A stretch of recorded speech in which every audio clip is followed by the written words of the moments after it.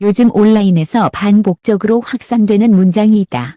한국에 돌아오면 집을 사주겠다.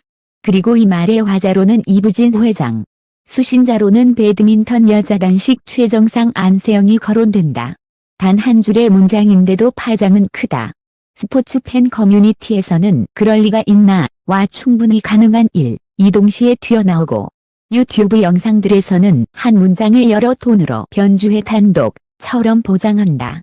어느새 사람들은 문장 자체보다도 이 문장이 말해주는 세계를 더 크게 상상하기 시작한다.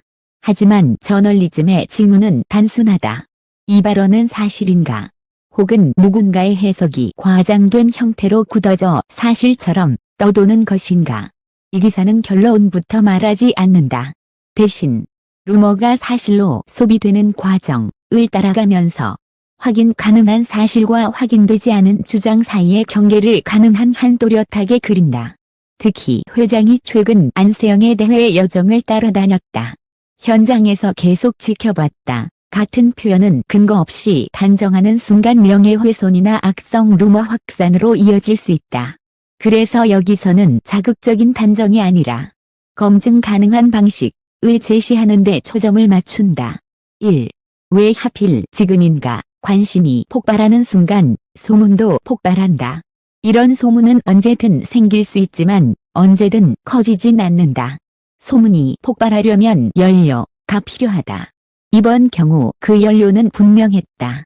안세영이 최근 국제대회에서 다시 한번 강한 성적 흐름을 만들었고 시즌 초부터 여전히 최정상이라는 메시지를 코트에서 보여줬기 때문이다. 선수의 경기력이 압도적일수록 사람들의 관심은 경기장 밖으로도 확장된다. 훈련 시스템, 코칭, 협회, 지원, 스폰서, 기업, 누가 뒤에 있나 같은 이야기들이 자연스럽게 따라붙는다. 이런 순간에는 소문이 가능성이라는 얼굴을 쓰고 들어온다. 이 정도 선수면 누군가 움직이겠지.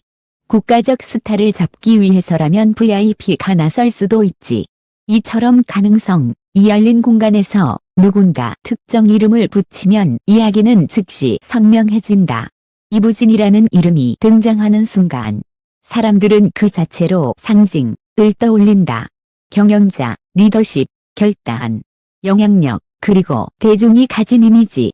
그래서 이 조합은 매우 빠르게 소비된다. 여부와 상관없이 그럴듯한 이야기의 형태를 띠기 때문이다. 2. 한 문장이 가진 폭발력, 집이라는 단어는 단순한 선물이 아니다. 집을 사주겠다. 이 문장이 유독 강한 이유는 한국 사회에서 집이 갖는 상징 때문이다. 집은 단순한 부동산이 아니다.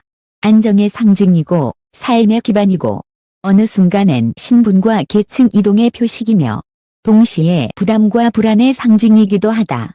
그래서 누군가가 누군가에게 집을 사주겠다고 말하면 그건 단순히 금전적 호의가 아니라 책임지겠다는 선언처럼 들린다.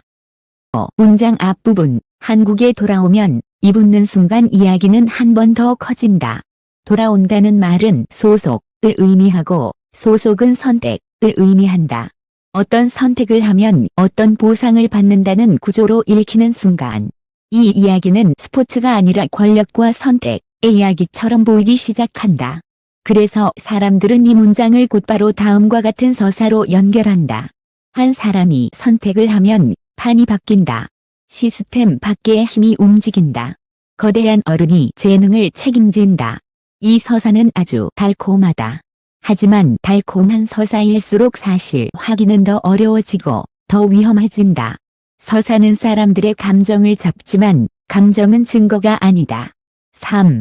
가장 먼저 확인해야 할 것. 발언의 원출처는 어디인가? 이 사안의 핵심은 단 하나다. 누가 누구에게 말했다는 발언이 정말 있었는가? 발언은 형태상 가장 확인하기 쉬운 것 같지만 동시에 가장 왜곡되기 쉬운 정보이기도 하다. 왜냐하면 한 문장은 다음 과정을 거치며 얼마든지 정교하게 변형되기 때문이다. 누군가의 기억, 누군가의 요약, 커뮤니티 캡처, 제목, 장사, 유튜브 내레이션, 또 다른 요약. 이 과정을 거치면 원래의 맥락은 대부분 사라진다. 장난처럼 던진 말, 이 확정적 발언이 되고 누가 그랬대 누가 그랬다로 바뀐다. 특히 유튜브형 콘텐츠는 감정선과 드라마 구조를 만들기 위해 문장을 더 강하게 재구성하는 경향이 있다. 결국 우리는 다음을 잃는다. 언제, 어디서, 누구에게, 어떤 표정과 톤으로, 어떤 맥락에서 나왔는지. 그래서 검증은 늘 원점으로 돌아가야 한다. 원문, 녹취, 영상, 공식 기록, 이 있는가? 해당 발언을 직접 들었다는 사람이 실명으로 책임질 수 있는가? 복수의 독립된 출처가 교차 확인되는가? 당사자 또는 대리인이 확인 부인 답변 유보 중 어떤 태도를 보이는가? 질문들의 답이 없는 상태에서 이 문장을 사실처럼 쓰는 순간 기사나 영상은 정보가 아니라 루머 확산 장치가 된다. 저널리즘에서 가장 중요한 것은 빠른 결론이 아니라 결론을 내릴 수 있는 근거를 갖추는 일이다. 4. 회장이 최근 대회 여정을 따라다녔다. 는 주장. 왜 특히 위험한가? 소문은 발언 하나에서 끝나지 않는다. 다음 단계로 확장된다. 그 발언이 사실이라면 최근에도 계속 관심을 보여왔던 것 아니냐. 여기까지는 추측이다. 그런데 사람들이 클릭을 더 원하면 추측은 곧 그랬다로 바뀐다. 대회장을 따라다녔다. 현장에서 지켜봤다. 뒤에서 움직였다. 이제부터는 매우 조심해야 한다.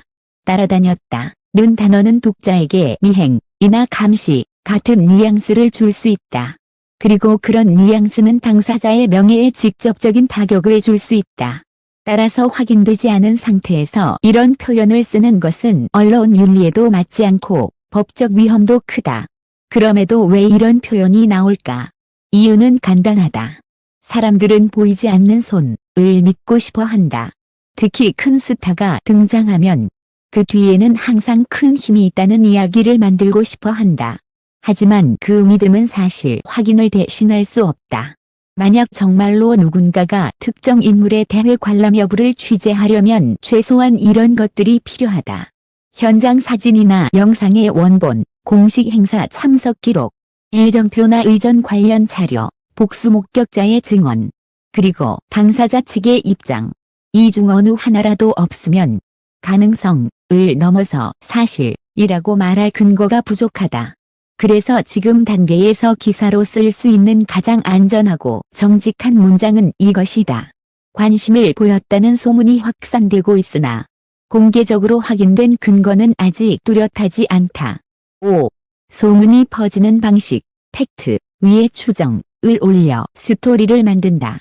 이번 이슈에서 흥미로운 점은 소문이 허공에서 생긴 것이 아니라는 것이다. 소문은 언제나 팩트를 발판으로 삼는다. 예컨대 안세영의 최근 성적, 대회 일정, 우승 소식 같은 사실들이 그 발판이 된다. 그리고 그 위에 누군가 이런 문장을 얻는다. 이 정도면 누군가가 나섰을 것이다. 대형 이벤트의 VIP가 움직였을 것이다. 그래서 회장이 직접 선수에게 메시지를 전했을 것이다. 이 연결고리는 논리처럼 보이지만 실은 추정의 사슬이다.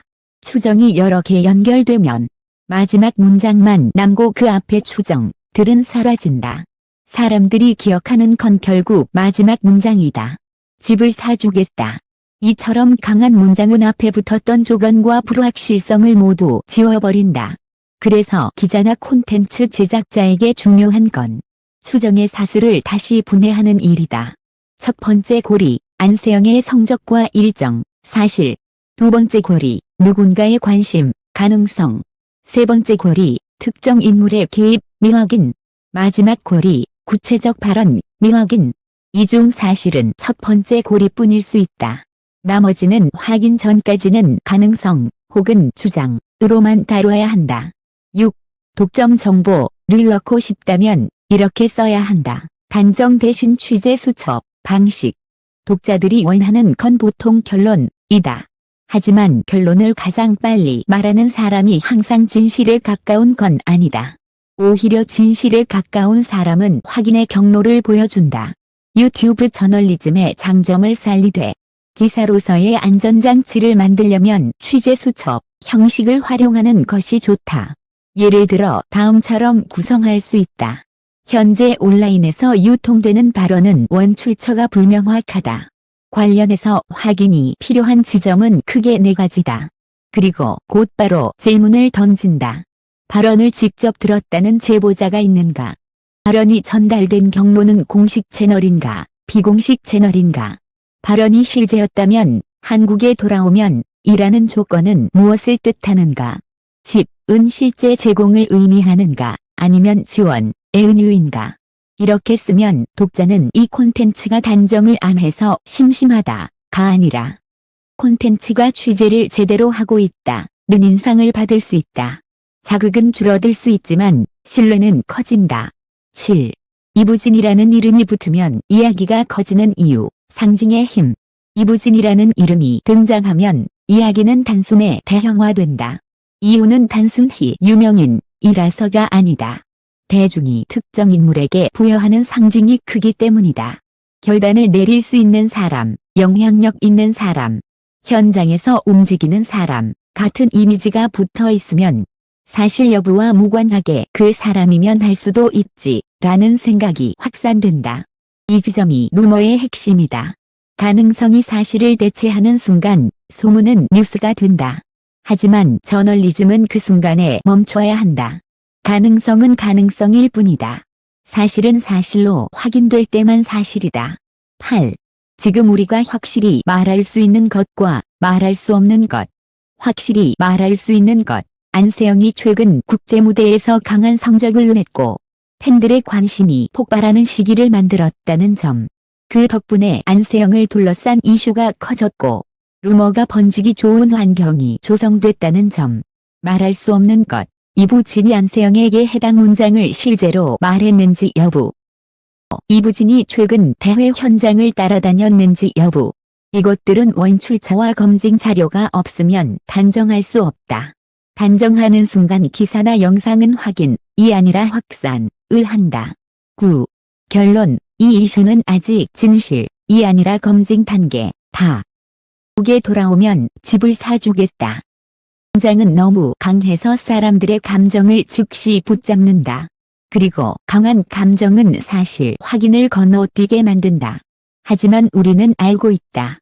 강한 문장일수록 조작되거나 과장될 가능성도 높다는 사실을. 따라서 지금 단계에서 가장 정직한 결론은 이것이다. 이 이슈는 아직 진실을 말할 단계가 아니라 진실을 확인할 단계다. 만약 누군가가 이 발언의 원출처를 실제로 가지고 있다면 캡처가 아니라 원본이어야 한다. 녹취, 원문, 공식 기록 또는 복수의 독립된 취재가 교차로 확인되는 형태여야 한다. 그때 비로소 우리는 충격 발언이라는 말 대신 확인된 발언이라는 말을 쓸 수 있다. 원출처가 확인되기 전까지는 이 문장을 흥미로운 이야기로 소비하되 사실로 단정하지 않는 것. 그게 지금 독자와 시청자가 할 수 있는 가장 책임 있는 태도다.